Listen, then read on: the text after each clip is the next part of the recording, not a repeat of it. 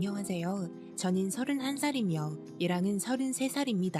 얼마 전에 상견례까지 끝냈는데 충격적인 일로 인해서 결국 파혼하게 되었습니다. 사람으로서 어떻게 저런 행동을 할 수 있었는지 이해가 안 갑니다. 그래도 믿었던 사람에게 받은 상처라서 그런지 정말 오래가는 것 같습니다. 제 사연 한번 들어보시고 이 남자 정말 정상인지 한번 봐주시겠어요?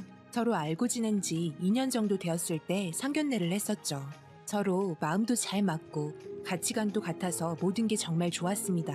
살면서 이런 남자 다시 만날 수 있을까? 라는 생각을 가지고 결혼까지 약속했었습니다. 정말 저한테 잘했습니다. 항상 저를 위해줬고 웃게 해줬고 저를 위해서면 뭐든 다 할 것처럼 간이며 쓸개며 다 빼줄 것처럼 했던 남자입니다. 그런데 처음 만났을 때부터 항상 밤에 연락이 잘 안 되었습니다. 말로는 일찍 들어가 잔다고 해서 그런가 보다 했는데 꼭 저녁 9시 이후에는 연락이 잘 안 되더라고요.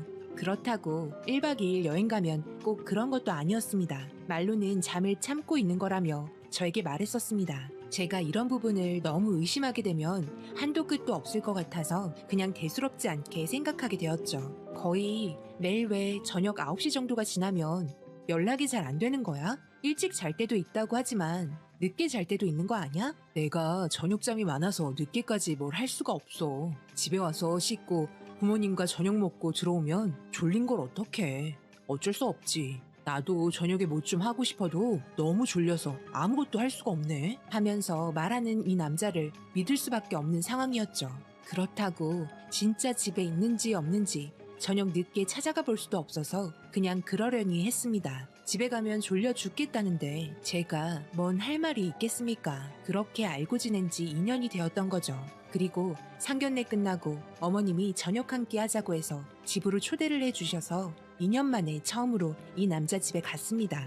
설레기도 하고 떨리기도 했었죠. 워낙 시부모님 성격이 밝으시고 젊으신 편이어서 저와 거리감이 있다고 생각하지 않았습니다. 그래도 처음 인사드리러 가는데 빈손으로 갈 수 없어서 선물용 과일 하나 사서 들어갔습니다. 안녕하세요. 어머님, 이거 별거 아닌데요. 과일이에요. 과일 좋아한다고 하셔서 좀 사왔어요. 뭘 이런 걸 다 사가지고 왔니? 그냥 와도 되는데. 잘 왔다. 어서 들어와라. 배고프지? 음식 준비 다 해놨으니 숟가락만 뜨면 된단다. 그리고 저 들어오니 이 남자 바로 나와서 저를 반갑게 반겨줬네요. 이런 분위기에 내가 속해 있으니 정말 결혼하게 되는구나 라는 걸 점점 실감하게 되었습니다. 어머님께서 식탁에 앉으라며 이것저것 준비된 음식을 꺼내주셨고 저는 정말 상다리 휘어질 정도로 많이 준비된 음식을 보고 너무 놀랐네요. 어머님, 이 많은 걸 혼자 다 준비하신 거예요? 그럼 혼자 다 준비했지. 맛있게 먹으렴. 입맛에 맞을지 모르겠다. 잘 먹겠습니다.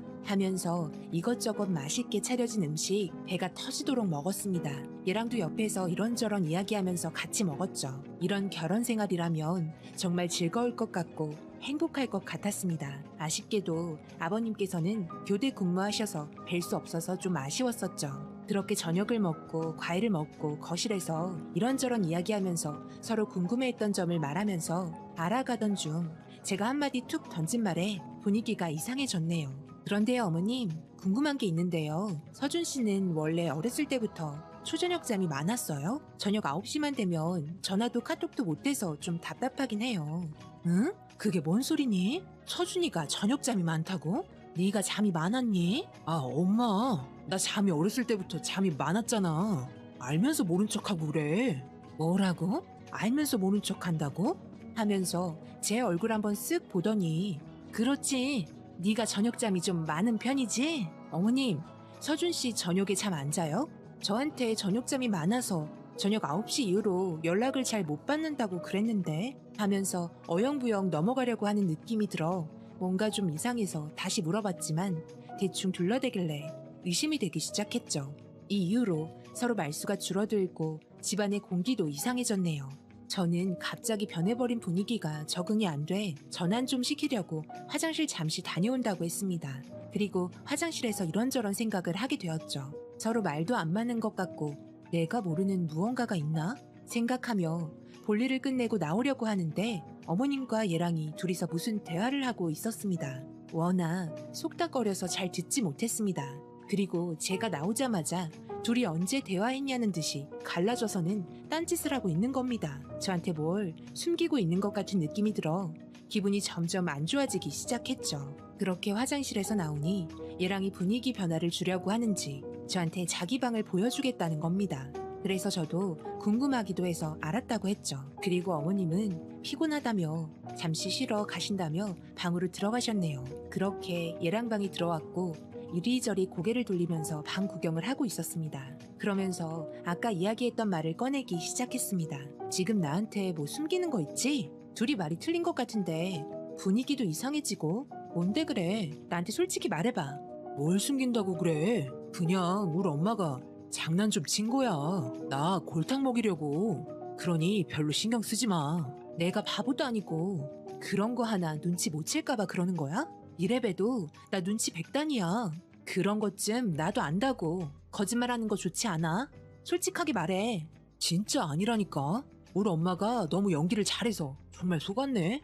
하면서 웃는 얼굴로 계속 발뺌하길래 나중에 나한테 걸리기라도 하면 정말 끝이야. 나는 거짓말 제일 싫어해. 하면서 더 이상 묻지 않았습니다. 계속 물고 늘어져 봤자 더 이상 나올 거 없을 것 같아 일단 그냥 넘어가기로 했습니다. 그리고 이런저런 이야기하면서 결혼에 대해서 준비해야 할 것들 핸드폰으로 알아보고 있는데 화장실 잠깐 갔다 온다며 나가길래 그러려니 했습니다. 시간이 8시 30분 정도 되었고 9시 이후에는 잠이 쏟아진다는 말에 신경 쓰이기 시작했네요. 집에 가야 하는 건지 좀 더 있어야 하는 건지 생각하다가 들어오면 이야기 좀 해봐야겠다 말하면서 기다리고 있었죠. 그런데 20분이 넘도록 안 오길래 뭔가 이상해서 화장실로 가봤습니다. 그런데 누군가와 통화하는 소리가 들리더라고요. 그래서 저는 귀를 대고 조용히 듣고 있었습니다. 미안해. 오늘은 일이 있어서 갈 수가 없어. 그 대신 내일 다시 보는 걸로 하자. 알았지? 오빠가 맛있는 거 많이 사줄게. 내일 내가 풀코스로 쏠게. 알았지? 그러니 오늘 하루만 봐주세요. 저는 이 말을 듣고 제 귀를 의심했습니다. 그런데 전화를 끊고 다시 누군가에게 통화를 하는 것 같더라고요. 이번 주 주말에 볼까? 저녁 9시 이후에 시간 괜찮지? 그렇지. 거기서 보자고? 그래 알았어. 나도 보고 싶지. 주말에 보자 하면서 끊더군요. 이런 통화를 도대체 몇 번을 하는지 저는 너무 놀라 일단 다시 방으로 들어왔습니다. 그런데 침대 위에 핸드폰이 있더라고요. 항상 저랑 만날 때 가지고 있던 핸드폰이었는데 그럼 화장실에서 전화하는 핸드폰은 뭐지? 라는 생각에 일단 침착해야 했습니다. 그렇게 화장실에 한참 있다 들어와서는 밝은 얼굴로 저를 보면서 항상 저에게 대해주듯 평온하게 다가왔습니다. 저는 너무 소름이 돋았습니다. 여자의 직감이 맞는다면 분명 다른 핸드폰은 화장실에 다시 숨겼을 거라는 계산이 나왔고 저도 화장실이 급했다면서 빨리 갔다 온다고 했습니다. 그렇게 화장실에 들어와서 이리저리 핸드폰이 있을 만한 곳을 찾고 있었는데 변기 물 내리는 곳이 눈에 띄길래 뚜껑을 열어봤는데 투명 방수팩 같은 게 들어있더군요. 떨리는 마음 붙잡고 꺼내봤습니다. 제가 알지 못했던 핸드폰이었고 열어서 확인해보니 벌써 수십 개의 카톡이 와 있었고 전화도 수십 통이 와 있었습니다. 그래서 전화 목록을 들여다보니 남자 이름은 하나 없고 수십 개의 여자 이름으로 된 전화 목록이 나오더군요. 저는 너무 놀란 나머지 덜덜 떨리는 손으로 힘들게 최근에 연락했던 사람에게 전화를 걸어봤습니다. 역시나 통화음에서 들려오는 목소리는 여자 목소리였습니다. 너무 충격이었고 저는 이 상황을 받아들일 수가 없었습니다. 이런 걸 숨기고 지금 나와 결혼을 하려 했다는 게 너무 소름이 돋고 이해가 안 갔습니다. 그래서 저는 핸드폰을 들고 거실로 나왔습니다. 그리고 큰 소리로 모두 불렀습니다. 둘 다 의아해하는 표정으로 왜 그러냐며 거실로 나왔습니다. 어머님, 지금 제가 이 손에 들고 있는 게 뭔 줄 아세요? 그게 뭐니? 방수팩에 핸드폰이 들어가 있네? 네 거니? 잠깐, 그거 어떻게 찾았어? 빨리 줘. 빨리 주라고. 저리 손 치워. 어머님, 제가 지금 어마어마한 걸 발견했네요. 이게 뭔지 아세요? 서준 씨가 저 몰래 저녁 9시마다 다른 사람 만나러 다닐 때 쓰던 핸드폰이에요. 그게 정말이니? 나는 정말 몰랐구나. 모르셨다고요? 그래서 어머님과 말이 틀렸던 거군요. 당연히 이 사실을 어머님은 전혀 모르고 있었네? 변명이라도 해봐. 그게 있잖아. 모두 정리하려고 했어. 그러니 빨리 내놔. 내가 이걸 왜 줘야 하는데? 절대 못 줘. 그리고 정리하려고 했다고? 내가 통화 내용 다 듣고 있었는데? 너도 보고 싶다며. 정리하려고 했다면서 보고 싶다는 말이 나와? 정말 어이없네. 어떻게 결혼할 사람 놔두고 지금 이게 뭐 하는 거야? 결혼은 결혼이고 여자친구는 여자친구고 그런 거 아니겠어? 나는 그렇게 생각하고 있었는데? 뭐라고? 지금 그게 나한테 할 소리야? 어머님, 말 좀 해보세요. 제가 이걸 어떻게 받아들여야 할까요? 어머머, 나도 정말 이런 일이 있을 줄 몰랐구나. 아까 그렇지 않아도 도대체 무슨 일이냐며 내가 물어봤는데 끝까지 말 안 해주더구나. 그런데 이런 일이 있었다니. 서준아, 너는 지금 이게 뭐 하는 짓이니? 결혼할 여자랑 여자친구 따르라는 말은 또 뭔 말이니? 이건 내가 알던 아들의 모습이 아니다. 하면서 어머님 망연자실한 모습이셨습니다. 저도 너무 놀라 충격에 할 말을 잃었고 눈물이 앞을 가리는데 미안하다는 말도 없이 그저 빨리 핸드폰만 뺏으려는 이 남자의 행동에 더 이상 참을 수 없었고 저는 너무 화가 나 핸드폰을 가지고 집을 나왔습니다. 바로 쫓아와 힘으로 뺏으려고 하자 저는 온 힘을 다해 거기를 걷어차고 택시 타고 집으로 왔습니다. 그리고 이 모든 사실을 부모님과 함께 확인했고 핸드폰 찾겠다고 집까지 찾아와서는 난리치자 아빠는 가만두지 않는다며 난리치는 거 절대 문 열어주지 말라며 끝까지 문 안 열어줬습니다. 그리고 핸드폰에 있던 모든 내용을 전부 증거물로 남겨놓고 파혼 위자료 소송과 정신적 피해에 대한 소송을 했습니다. 이 모든 사실을 알게 된 아버님은 저와 저희 엄마, 아빠에게도 미안하다며 고개를 떨구셨고 전혀 알지 못했던 아들에 대해서 모든 책임을 아버님께서 지겠다며 계속 미안하다고 했습니다. 어머님은 쓰러지셔서 집에서 누워있다며 제 얼굴을 볼 수 없다고 하네요.